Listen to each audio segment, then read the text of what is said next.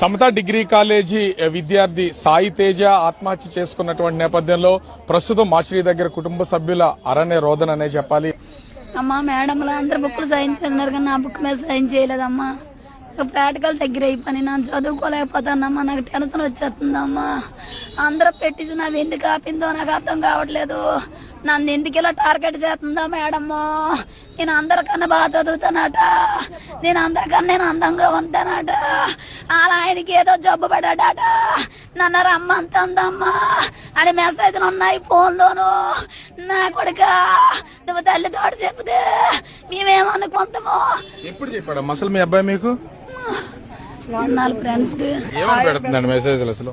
Hi, నువ్వు తిన్నావా, ఉన్నావా, నువ్వెందుకు కాలేజీకి రావట్లేదు, నువ్వు చాలా బాగుంటావు, మా ఇంటికి స్పెషల్ గారా, నీకు క్లాసులు ఇస్తాను, నేను మా ఆయన బాగోదు, నీకెందుకు నేనున్నాను, నీకు పెళ్లి అయిపోయినా నీకు జాబ్ ఇప్పిస్తాను. మేడం అయ్యి ఉండి పిల్లలందరూ నీకు పిల్లలే కదా, ఒక తను ఒక్కడే నీకు ప్లస్ లేటి, ఆవిడకి నచ్చినట్టు ఆడుకోవచ్చు. వీళ్ళంటే మేడమ్మలు ఉంటే నా కొడుకులాగే బలైపోతారు.